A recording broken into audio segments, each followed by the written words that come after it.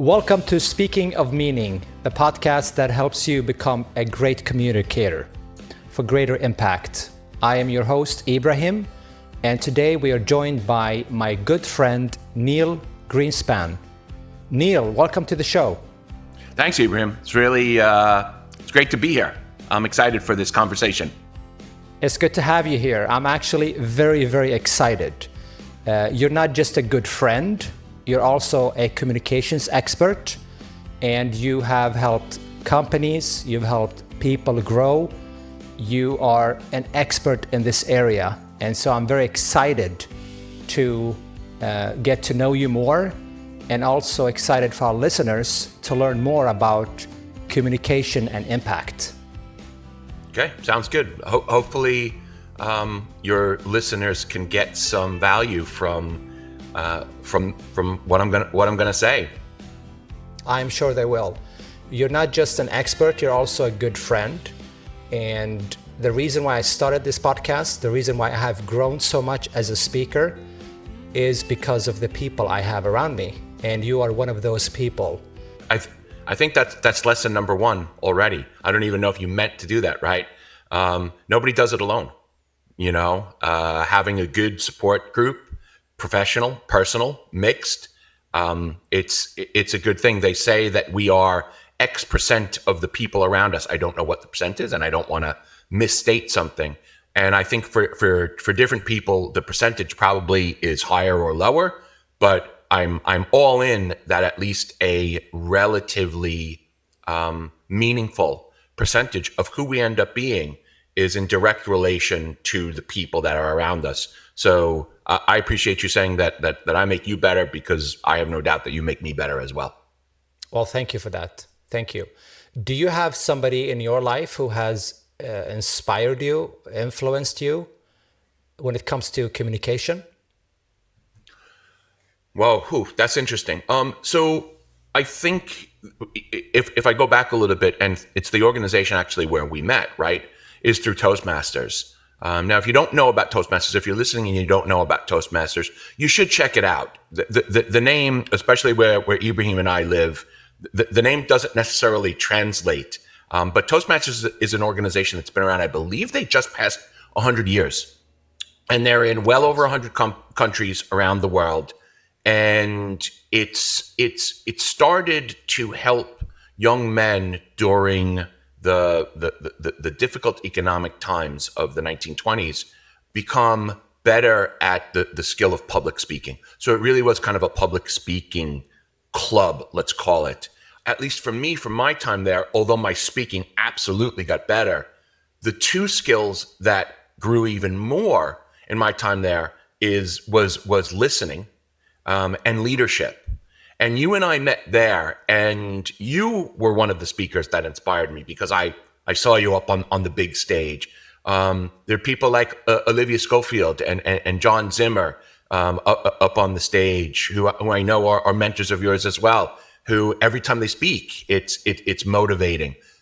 But more than one person, I think what I found was, as an American living in a country now where English isn't the main language, as good a communicator as I thought I was, having other people around me who were inspired to improve their communication skills, it was the community that inspired me, really.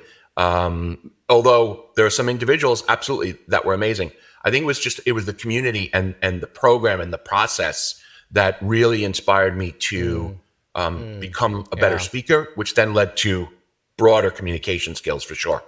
Yeah, that's beautiful. That's beautiful.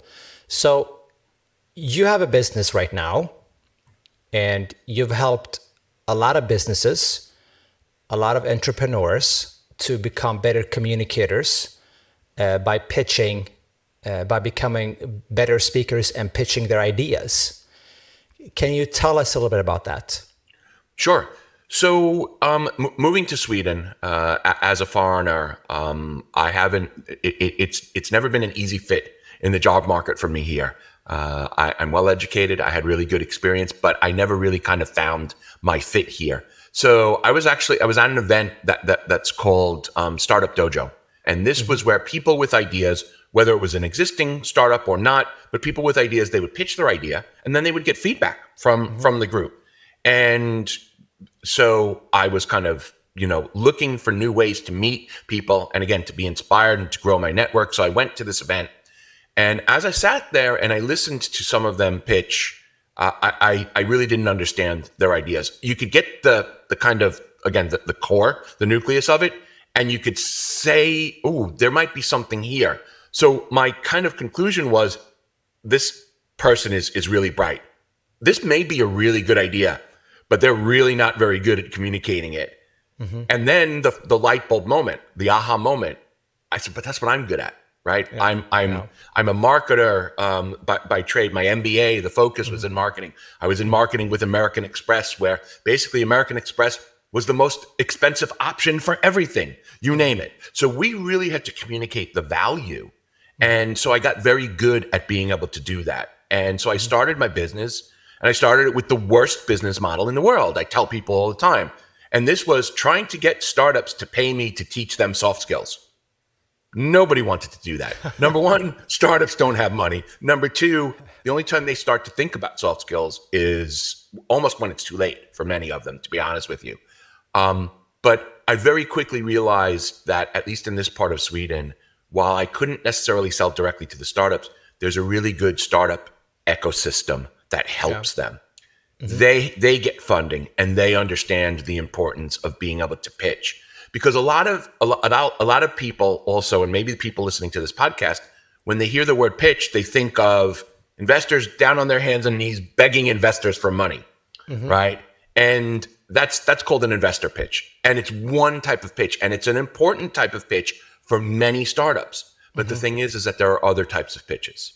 And through this process, it's grown. I started this in 2012. So I've been doing it for more than 13 years now. Yeah. And even though I don't have a logbook where I've counted the pitches, it's somewhere around, if I do some simple math, somewhere around 4,000 pitches that I've listened to and given feedback on. Wow. And the one thing I love is, part of my passion is helping people. I love helping people. And when I can help a passionate entrepreneur, a passionate founder, find their message and help improve their chances of their startup succeeding, to me, there's nothing better than that. We will later talk about your business and what pitching is about and how we can influence other people without words. So let me ask you a question, Neil. Let's go back to the basics. What does communication mean to you? I think it's so broad. I think a lot of people, when they hear communication, they automatically jump to speaking, which of course is a big part of communication. Yes. But there's that old adage of, we were given one mouth and 2 ears because we should listen twice as much as we talk. So communication is also about listening. And then you throw in body language, right? And then when we're speaking about talking, you have the emotions with which you're saying the words. They can have two different meanings. So communication kind of encompasses all of that.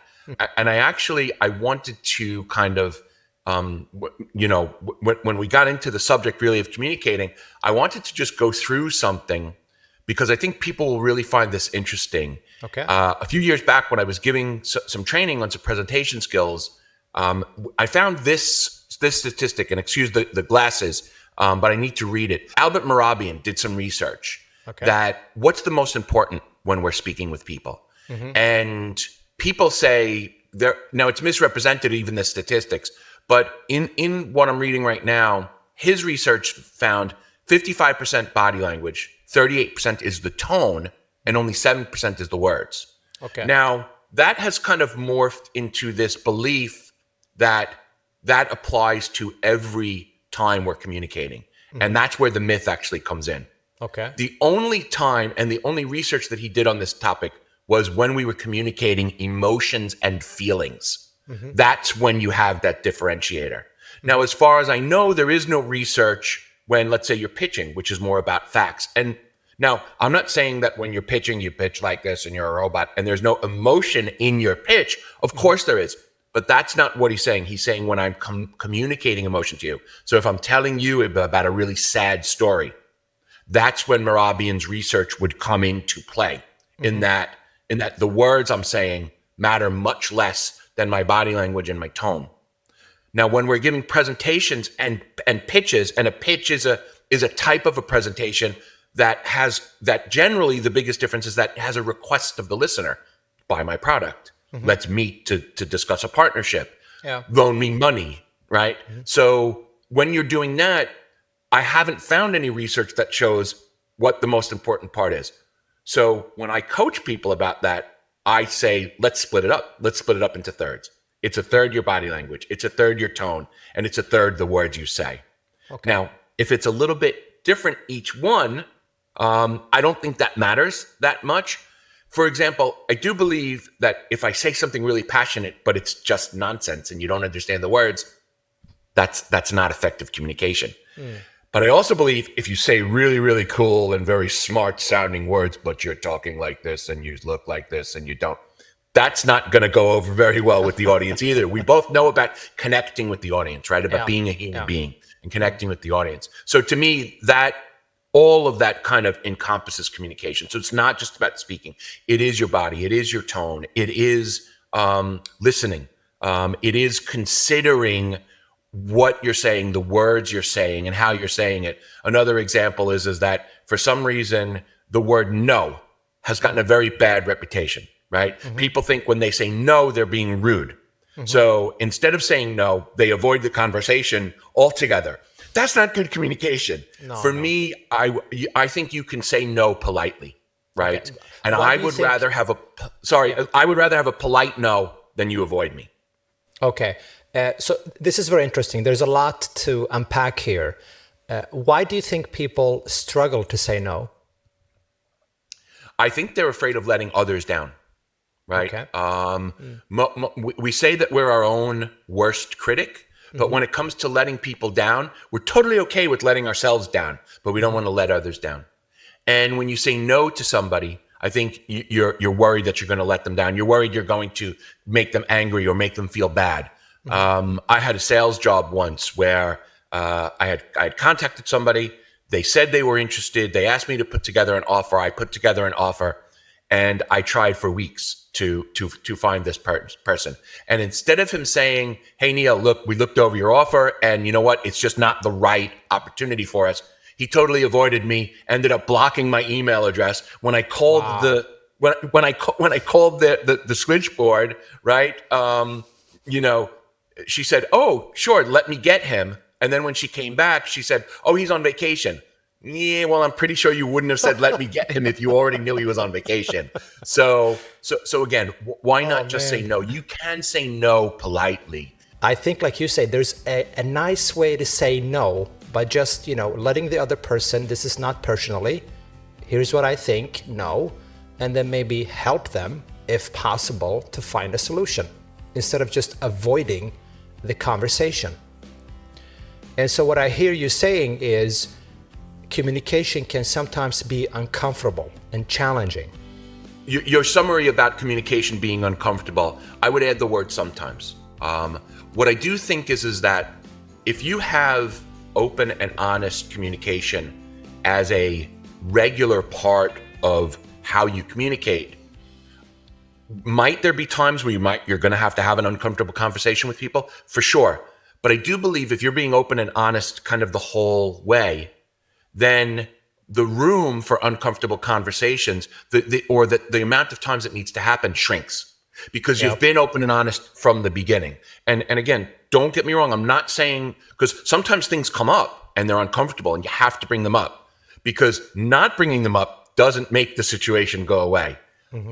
And leaving that kind of uncomfortable situation over here in the corner, it doesn't disappear. It only gets bigger and it takes up more space and it gets more scary. And then when it's time where you can't ignore it any longer, then it's usually a more uncomfortable situation. I do a mentorship program at the local university, and part of it, of course, is helping them with their work. It's an entrepreneurship program, so I help them with their entrepreneur programs.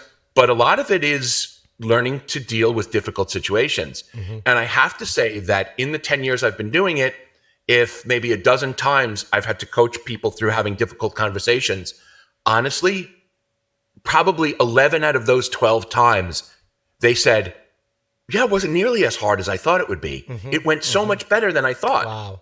Because they were proactive and they handled it well. They handled it maturely, right? One trick that I've learned for sure also is do not get into a conversation if you can avoid it at all when emotions are running high.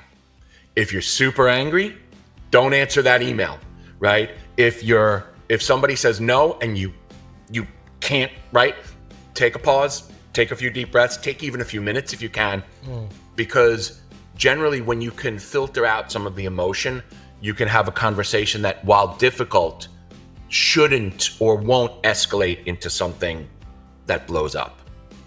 That's very interesting, because if I think about my own life and where things didn't go as planned, it's probably because I was too emotional when I engaged with people. So let's say it's about giving feedback or saying no or just setting boundaries. If you're too emotional, you're too angry, and you do that, it's not going to be very pretty. I agree. I mean, and look, even though I tried to practice what I preach, right? There are times where I'll read an email and the first thing I'll want to do is hit reply and, take out my anger on the keyboard. I almost never do it now, thankfully. And I can say, when looking back, when I did that, right? When I took my anger out on the keyboard, it almost never ended well. It always escalated the situation, and it didn't make things better. Hopefully, and I know we're not really talking about that today, your listeners have methods of how to soothe their anger and how to release stress. And I've got some of those as well, that because it's not that I never get angry. Of course, we all get angry, right? And anger is an okay emotion, but it's just, if in the heat of the battle you incorporate that anger into your conversation, you're probably going to say something you regret, and you're probably going to make the situation far worse. Yeah. So what I hear you say is, it's okay to get angry, disappointed, but it is what you do with it. And if you can... 100%. Okay, so if you can take a pause, you can write that letter, but don't send it. Just take a pause, put it aside. You can be angry, and then when the anger subsides, take action. Agreed. And another, you can write the letter, don't send it. And then maybe have somebody that you know and trust look it over before you send it. And hopefully it's somebody who can be honest with you, right? Who can give you a little bit of tough love. Sometimes we all need a little kick in the pants, right? I'm looking this over, and I think the way you worded this here, I think it's really going to upset them even more. Those kinds of friends are invaluable. I think that's the kind of friendship you and I have. And we know that we can kick each other in the pants when needed. But the thing is also is that we do it in a way where we know it's coming from a place of love. It's coming from a place of giving, and not just saying it to be critical. We care about the success of the other person.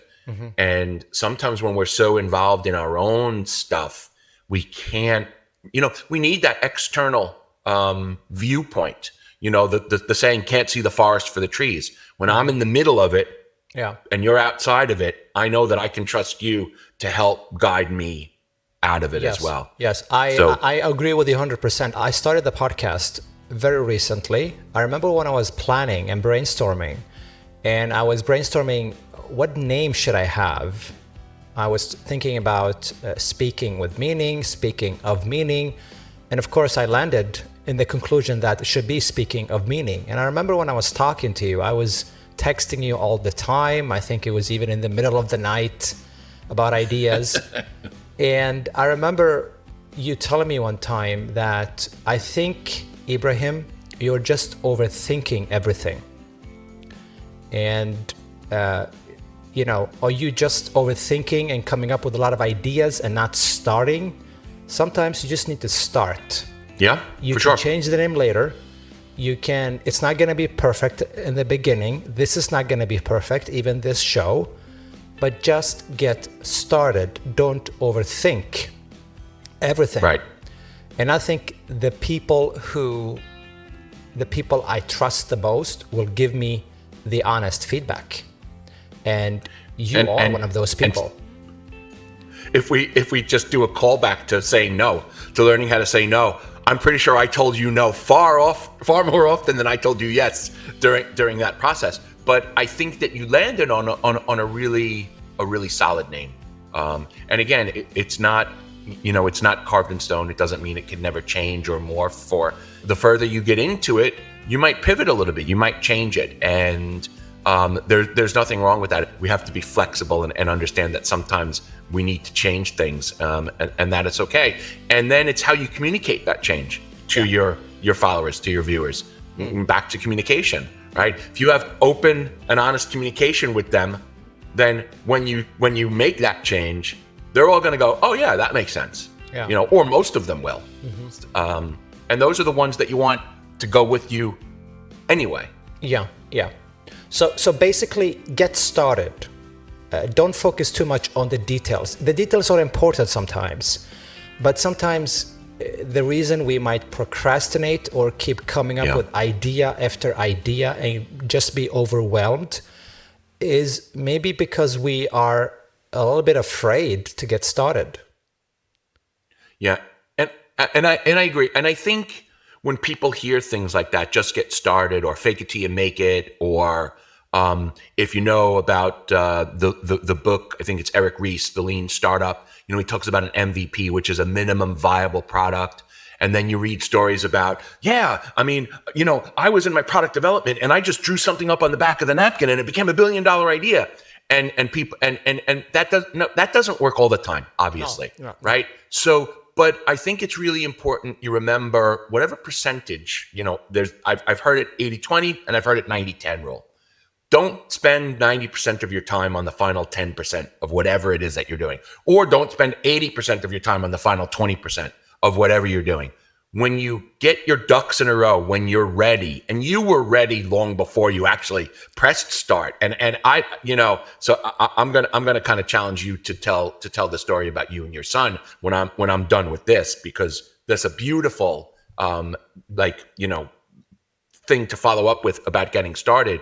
But when you feel comfortable enough, even if you don't think it's perfect, that's when you should press start. Don't do it if you're totally unprepared, right? But get started. You're going to make a podcast. You're going to make mistakes. You're going to stutter. You're probably going to have a lot of ums and ahs and other, right? You're probably going to have those, and that's okay. Yes. You're going to have podcasts where you have to kind of reach through the camera and drag answers out. Obviously, I'm not one of those guests. I could go on for hours, right? But that's okay.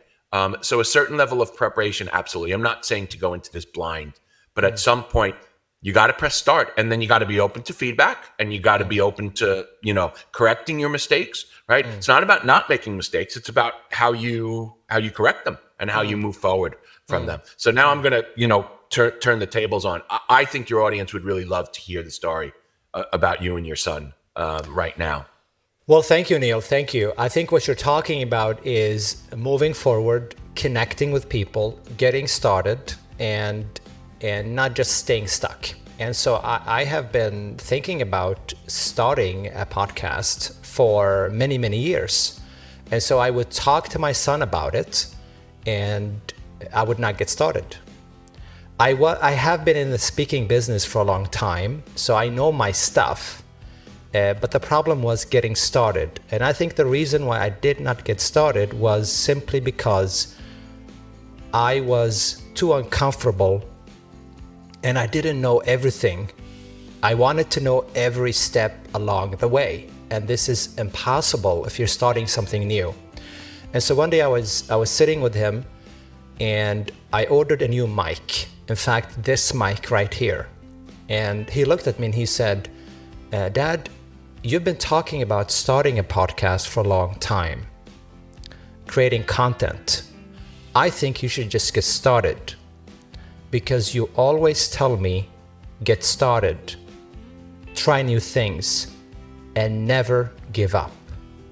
And so he looks at me and he says, I want you to start and never give up. And it was just so beautiful because he gave me my own advice. Yeah. You know, he gave me my own advice. And so you taught him well. Well, thank you. And the problem is that sometimes we give advice and maybe we don't follow them ourselves. Yeah, but that night I decided, hey, this is what I want to do. And even if I have one listener or 1,000 listeners, it doesn't matter. What matters is I want to get started. I want to create content. I want to make an impact. And I also want to learn along the way. So this is why I have you here today, Neil, to learn about communication. And I think what my son was doing was truly connecting by using simple but powerful words. So let me ask you a question, Neil. A lot of the time we know what we want to say, but we don't connect with other people. So how can we go from knowing what to say to truly connecting and influencing others? So, I mean, it's also situational. If you're talking to somebody, face to face over coffee, I think how you connect with them is different than maybe if you're speaking on a stage in front of 10 to 1,000 people. There are differences here. What I do think is maybe universal, regardless, is people connect with people, right? They connect with other human beings, and when you're near, physical, right? If you just reach out and put a hand on their forearm, right? That helps to connect. Eye contact, not like this, but right, eye contact, not constantly looking around or anything. And that works, I think, regardless. If you're in a big arena, right, making sure that you're spreading the eye contact and not only focused on, the person in the middle of the third row, that helps you connect.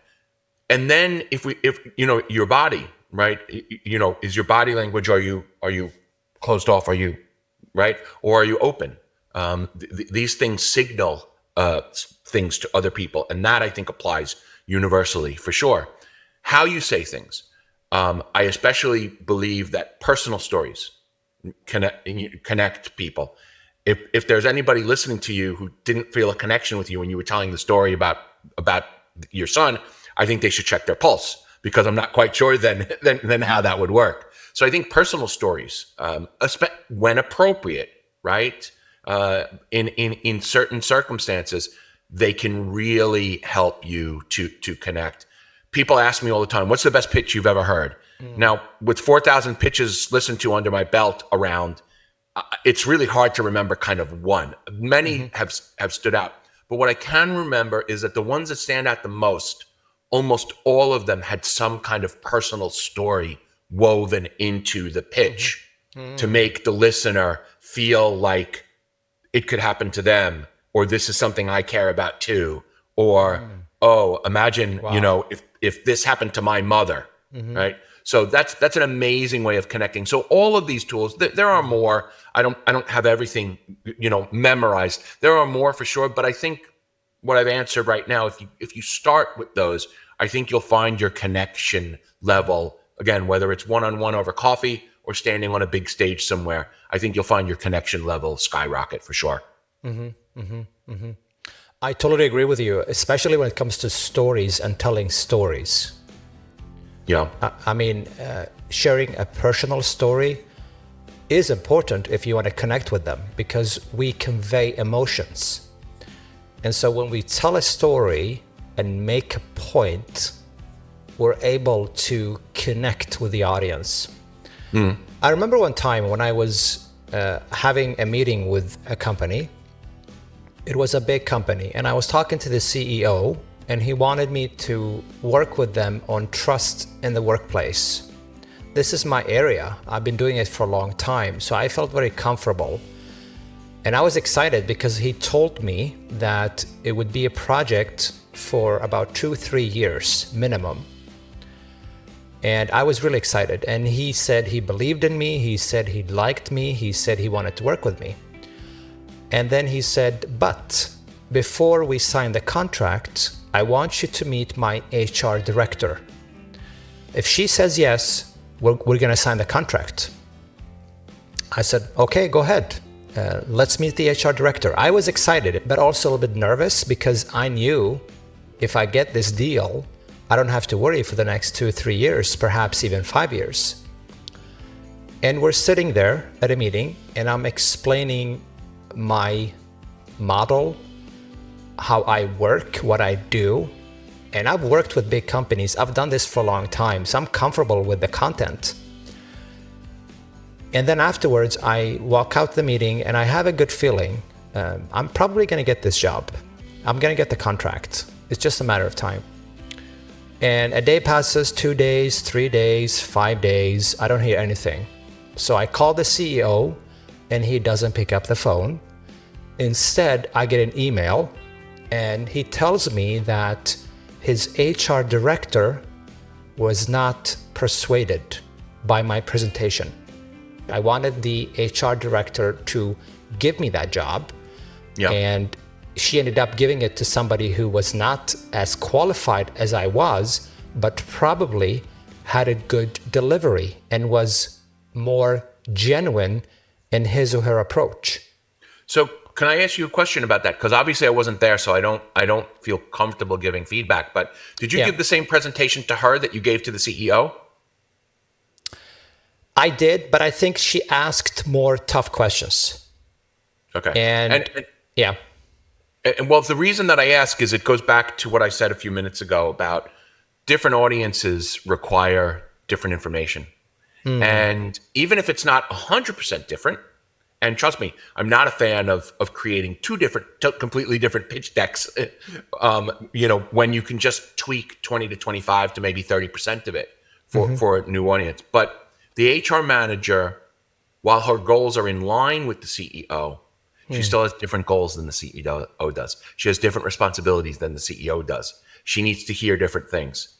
And I know you know your stuff, so I know you're not afraid of tough questions. But if you were trying to give her the same message that you gave the CEO, and again, I can't be sure of this, but from my experience, I can believe that that was at least part of the reason why she went with somebody else. Yeah, that could be the case. But I think looking back, I think I tried too hard as well. Yeah. Okay. I think I tried too hard as well. All right. So self-confidence obviously plays a big role in communication. It's another reason why I'm such a fanatic about getting the structure and the content down first. Most people are very confident about projects they're working on or a company that they start up. They know their stuff, right?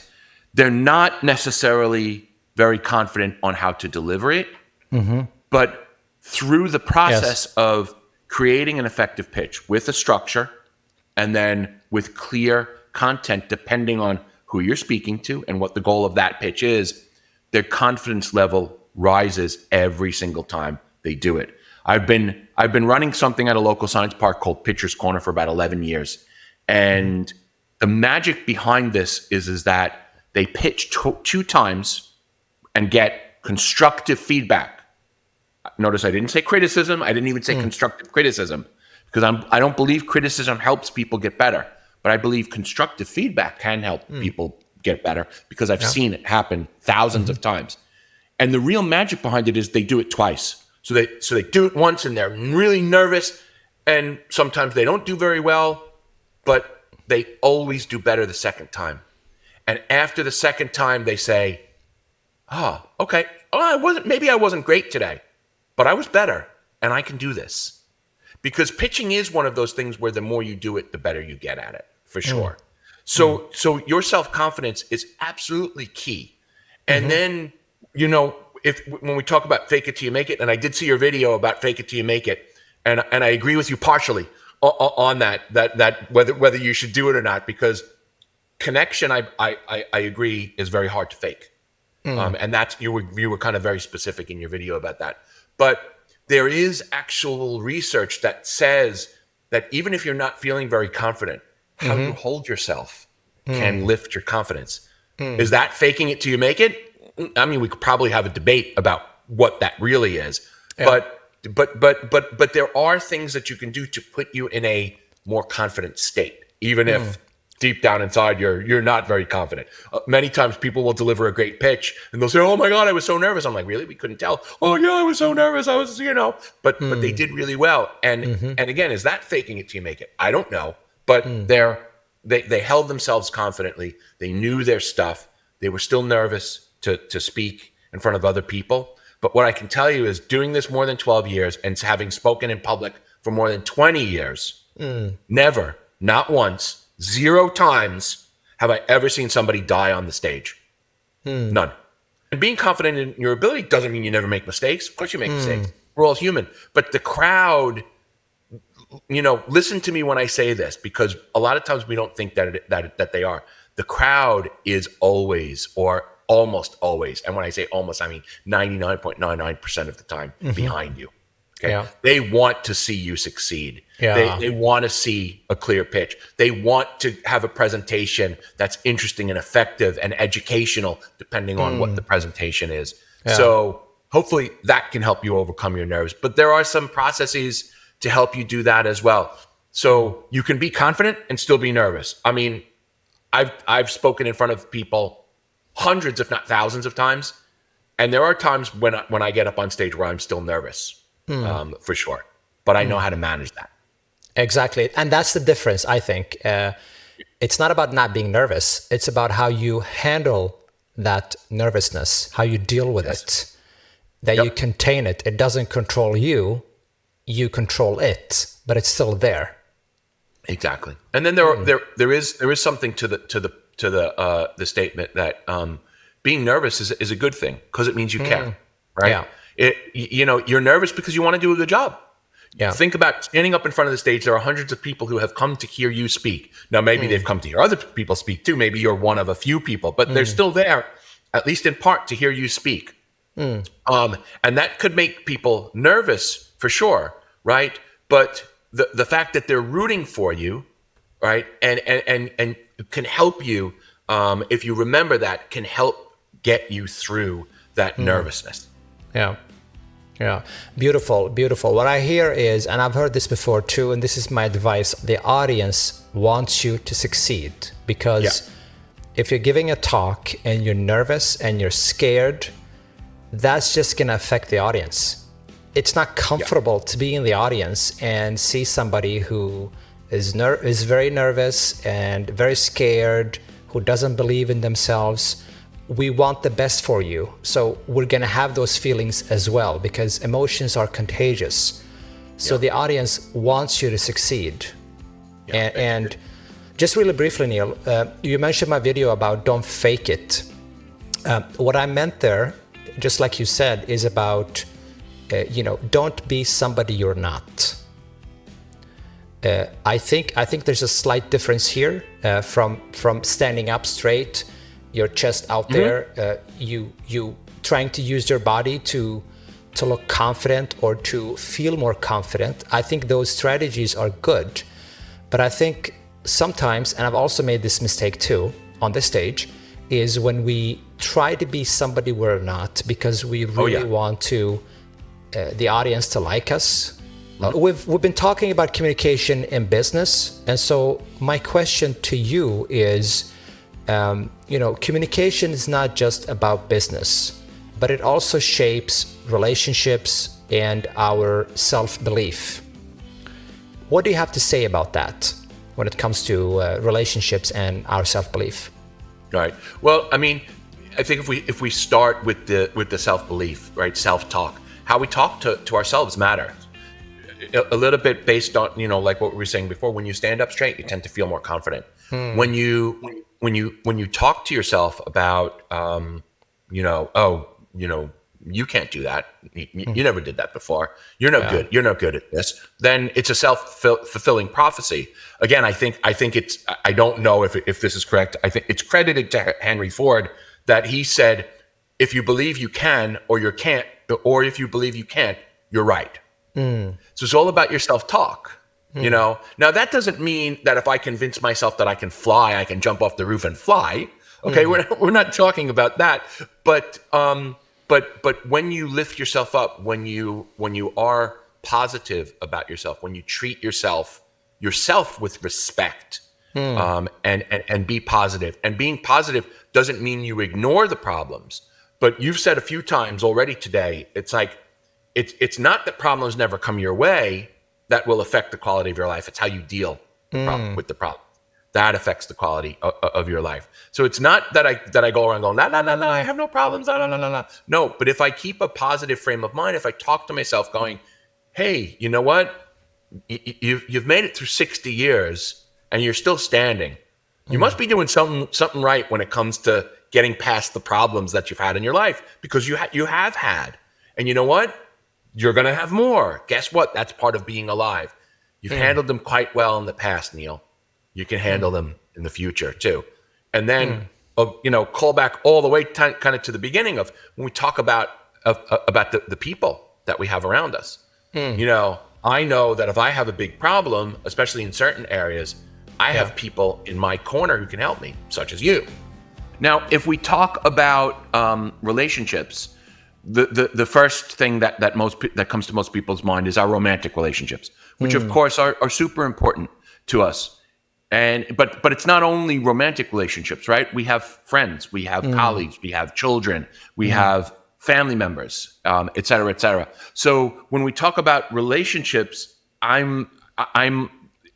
you can't convince me that open, honest, and sometimes tough communication isn't the way to go.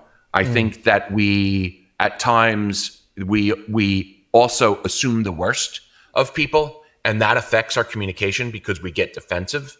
We feel that if somebody does something that we believe is, let's say, against us, or that we believe that they're trying to hurt us, but more often than not, it's a misconception. It's a misrepresentation, and that's where a tough conversation would need to come in. So, Ibrahim, if I asked something of you and you couldn't do it, and I really needed your help, then I might say, hey, dude, when I asked you to do that, it really disappointed me that you couldn't. And then you might say to me, oh, geez, Neil, I'm really sorry. I would have loved to, but I had this and this and this going on. And maybe you didn't tell me that in your no, right? But if I automatically assume the worst, then I might say, oh, that Ibrahim, he's not a friend anymore. And I may ruin a perfectly good friendship. And it could just be because the biggest reason you were saying no was that you were under so much stress at the time that you didn't think to go into detail, or you didn't want to go into detail at the time, right? We don't want to necessarily share everything.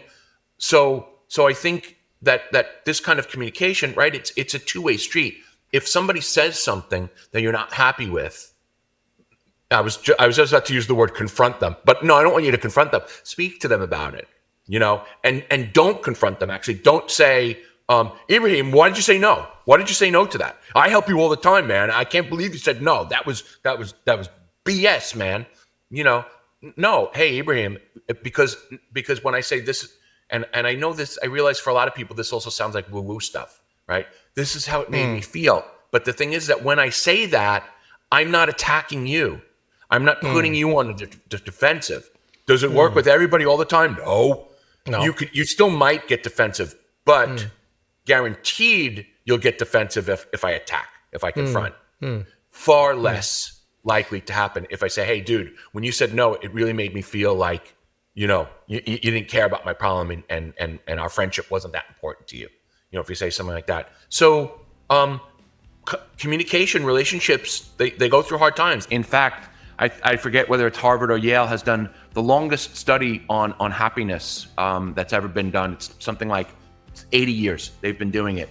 And the number one indicator of how happy a person is when they get into the later years in their life is the quality of their relationships, and that all comes down to communication. It's all about communication. If you're going to be with somebody for a long time, whether it's romantic or friends or kids, you're going to have your ups and downs. You're going to have problems. You have to learn how to communicate with each other. You have to learn how to be kind to each other. You have to learn, like I said, to not take everything personal and think the worst of the other person. And instead of confront them, communicate with them. I hope that helps, because it has definitely helped me to lead a more brilliant life, is to not only view communication as a great business tool, but that it really is, to me, the number one thing, and you can get better at it to lead a brilliant life, professionally, personally, spiritually, and otherwise. That's great advice, Neil. So what I hear you say is that how you talk to yourself, self-talk is important, and how you communicate with others is important. So don't confront the other person, talk to them, especially when you give them feedback. Don't attack the person, talk about the issue. Talk about what they did, not who they are as a human being. Sounds right. All right. Great advice. This is great. So let me ask you a question. What does speaking of meaning mean to you? Well, so, because I was at least an interested spectator in your journey towards finding this name and landing on it, and I've heard you speak many times, both professionally. We talk quite a lot. When you landed on this, to me, when I hear that, I think of you. I think about you. I think about your authenticity. I think about your honesty. I think about your empathy. I think about the fact that you care about other human beings. It's one of the things that I love about you, is your ability to communicate in such a way that you touch other people, because you legitimately care about other people. It's not fake. You don't have to fake that till you make it, because you've made that already. So I don't think of this big, broad thing, even though I know you're a multi-talented guy too, especially in the this venue, the communication. But when somebody would say to me, speak in meaning, I would picture you. Thank you so much, man. I really appreciate it. Thank you. You're welcome. This is great advice. Thank you, Neil. Thank you. So let's say somebody is struggling with communication at home, in the workplace, and they have problems communicating with others. There is maybe a problem, or there's a conflict, or they don't know how to express themselves. Where do you think they should start?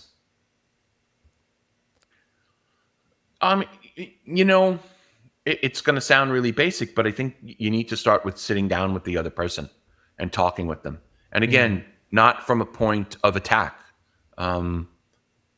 Too often also in communication, people try so hard to be right that they are willing to insult other people, criticize other people, hurt other people. And most of the time when those people do that, it's because of their own pain that they're feeling inside, right? If I, for example, if I attacked you because you didn't help me, that attack is coming from my disappointment that you didn't help me.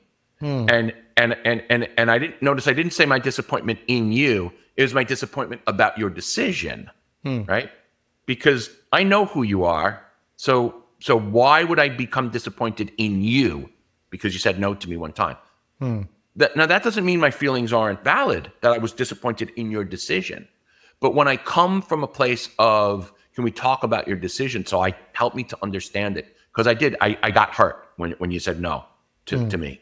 That opens up a room for a constructive dialogue where you're not belittling me to try to be right, and I'm not badgering you to try to prove that I'm right. Because in this particular instance, nobody was right or wrong, right? It wasn't. It was just, you said no to me because you were under a really stressful time in the moment, And like I said, you either forgot to tell me, because it was so stressful, or you didn't want to tell me in that moment about it, which is totally your right to do, right? So there was no right or wrong.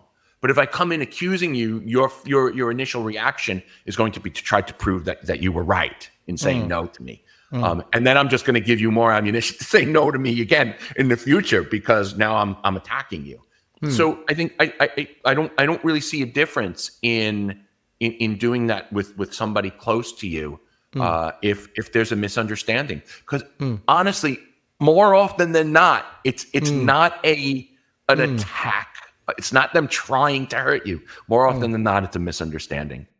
That doesn't mean it's never an attack, and you need to be able to differentiate, right? And if somebody is really mistreating you all the time, verbal abuse is a thing too, right?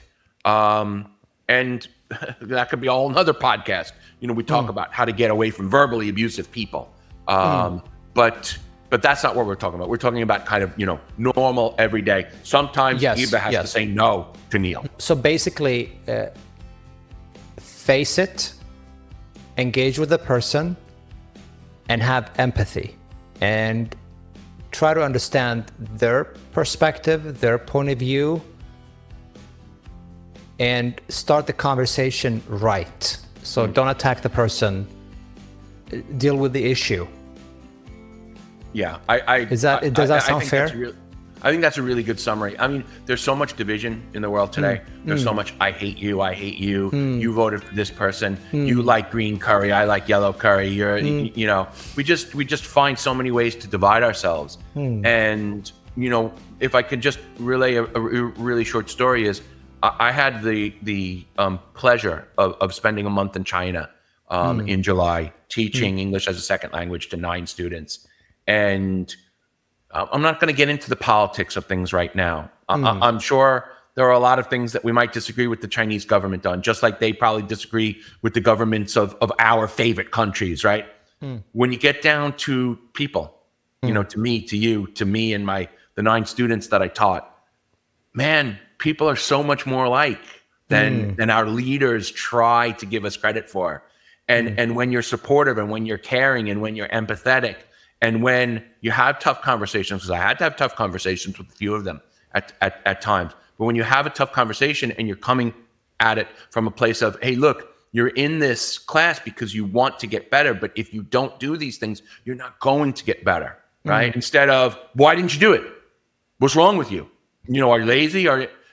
Then we could have those conversations. And I have to say, they really appreciated it, because at our base level, we're all human beings. Yeah. And I think almost all of us, we just kind of want the same things. But for some reason, we've kind of lost the ability to communicate with each other from a point of, instead of trying to understand, we try to undermine, right? Instead of being empathetic, we go on the attack. We have more in common than we think. We're all human beings. Great advice. Absolutely. So, Neil, my friend, we're almost going to wrap up. I have a question for you that I have been thinking about. And if someone wants to make greater impact, whether it's at work or with their loved ones, with their friends, or just life in general, what one advice do you have for them? Ooh. Well, I mean, it's no surprise that I'm going to say improve your communication skills, but that would be really that would be a simple answer if I don't go into it in a little bit more detail. Look, I'm a big fan of Toastmasters. I'm no longer active in it for lots of different reasons. Has nothing to do with me not believing in the organization and not thinking that it's a phenomenal way to improve your ability to communicate, because it's not just about speaking; it's about listening. And leadership and organization and all things that can help you. So that could be one way. There are TED Talks, that where people talk about communication. I mean, if you're looking for pitch advice because you're looking to lift your startup, right? I run a business called pitchphd.com or pitchninja.online, which is an online course where you can learn the valuable tool of pitching. There are lots of different ways that you can improve your communication skills. become a follower of Speaking with Meaning, right? Listen to Ibrahim because this guy's spot on as well. Yeah, we're doing shameless plugs right now. But hopefully we've also given your listeners a lot of value where the plugs are, oh, maybe I do want to know a little bit more about Ibrahim and what he's doing. Or, I don't have a startup, but man, my brother-in-law does, and he's really struggling. Maybe Neil can teach him how to pitch or whatever. So even though I say it's a shameless plug, this podcast is about giving value, and hopefully for however long we've been talking, we have provided that value. But there are countless ways that you can improve your communication skills, doing it online. But I honestly believe doing it more, right? If you're in a romantic relationship, make sure you carve out 15 to 20 minutes a day to sit down and talk with people. And I know we're busy. And, if you have young kids, I have 3 kids, they're not young anymore, but I remember how hard it was.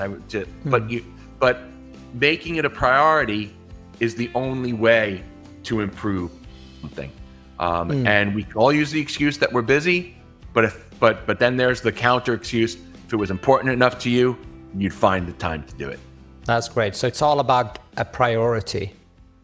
Yeah, I believe so. Great, Neil. Great advice. So if people want to reach out to you, where can they find you? Yeah, so pitchphd.com is one of my websites. So I'm a communications consultant, so I have a few different arenas right now. But pitchphd.com is about the pitching. I did a digital course where actually it's broken out. You mentioned before about the delivery.